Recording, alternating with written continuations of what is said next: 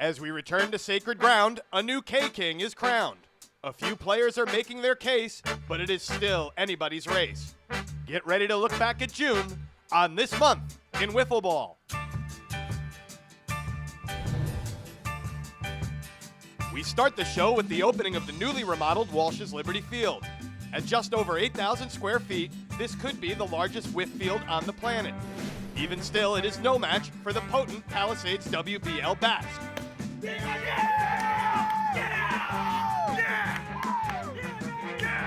Major additions to this iconic park are the eco-friendly 30-foot-tall bamboo foul poles, a permanent batter's box, and an entirely new outfield fence. This one-of-a-kind whiff experience was made possible by the hard work of our players and the generosity of our league partner, Liberty's American Grill and Sports Bar.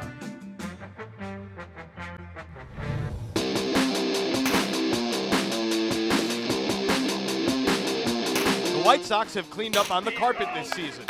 In 12 games, the rotation of Dakota Kenny and Bobby Daly have allowed just 7 runs.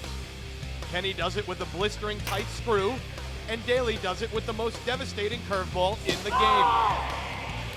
Then add the sure hands of Joey Maniscalco,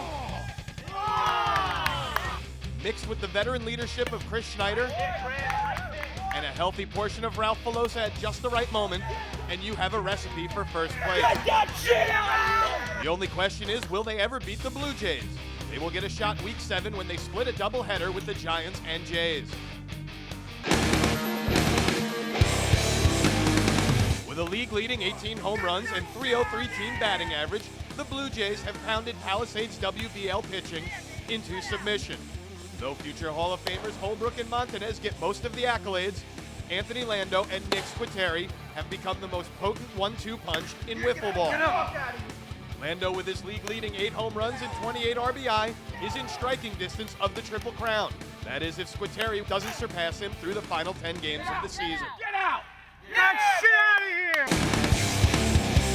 here! Either way, Week 7 will set the tone for the stretch run as the Jays look for some revenge on the upstart Giants. Because the TMWB cameras have missed most of his incredible play in the field, it is easy to overlook the Giants' Chris Dooley. It also doesn't help that he's sandwiched in a lineup that features 2 of the best pure hitters in the Palisades WBL. Rob Pulsinetti leads the league in batting with a remarkable .371 average. Teammate Rich Gallat at .356 is number 2. Their combined ability to hit for average and power is one reason the rookie Giants find themselves in 5th place at the break. The other reason, Rich Gallat. Gallat at 5-0 with a 1.30 ERA has had the best debut on the carpet since a guy named Montanez joined the league in 2009. With 1 against the first place White Sox and 1 against the 3rd place Blue Jays, could the magic carpet ride be over for the Giants? Though they are a formidable 5-man squad, any Red Sox conversation has to start with strikeout king Tim Trineri. Trineri chucks as hard as anyone, anywhere in whiffs. After shattering the single-season K record in late June, the only question is, will he get to 200? In Trineri's shadow sits one of the league's most underrated players. Joe Schaefer has at times been as dominant as Trineri, and at times has used his bat to carry the Red Sox. Team captain Dan Hogue has made all the right moves and seems to be in the middle of every Red Sox rally. But without Trineri and Schaefer Week 7 against the Yankees, he is going to need some big, big help. At 5-7, the Yankees are doing better than anyone not wearing a Yankee uniform would have ever expected. Anthony Bevilacqua carried the load through May, but since then it has been a total team effort. Nick Anazalakis has caught fire at the plate. New guy Matt Riegler grabbed his first career win against the Blue Jays. And team captain Joey DeGioia may have saved the Yankees season with a walk-off home run against the Royals. The big question, can the Yankees take down the short-staffed Sox Week 7 for their first sweep of the season? Any team could be beaten on any given day by any other team, you know. We proved it yesterday. We beat the Red Sox. The 5-7 resurgent Royals had the best June in franchise history. And it is all because of the incredible play of Izzy Ratome and Eric Langs. Izzy has transformed himself into a frontline ace and has almost single-handedly carried the Royals from the cellar to respectability. It is hard to believe, but 2010 Fielder of the Year Eric Langs only seems to get better in the field. Royals hurlers can throw with confidence because anything to the left side is probably going to be an out. But that's only half the story. His .341 average is 4th best in the league, and it seems to be climbing every week.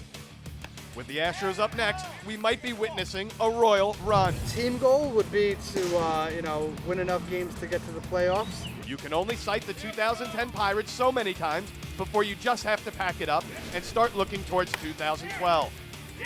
Other than an improbable sweep over the Blue Jays, 2011 has been a season of miscues and heartbreak for the Astros. Week 6, they kept it close against the first-place White Sox, but fell short yet again. With Joe Gallo on his way back to school after Week 9, it may be time to bury the Astros. It's on video. Another team on their way down and maybe out is the Cubs. Ranked dead last in hitting, dead last in pitching, and then add in a few errors and you've got a team that could very well miss the postseason. With the odds stacked against them, they have still been able to win 4 games and have showed heart by never giving in even when the chips are stacked against them. Could a Week 7 set against the struggling Dodgers get the Cubs back on track? We know one team that hopes not.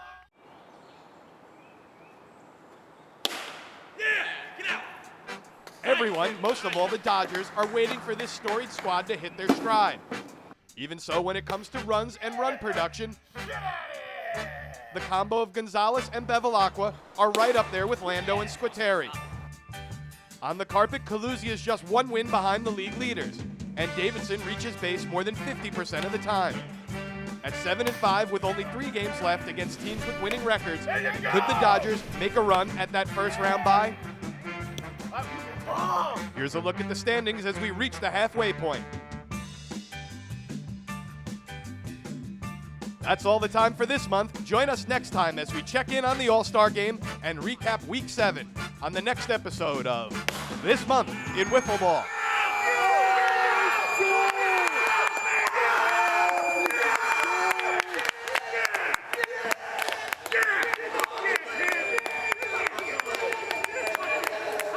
Promotional consideration was paid for by Liberty's American Grill and Sports Bar.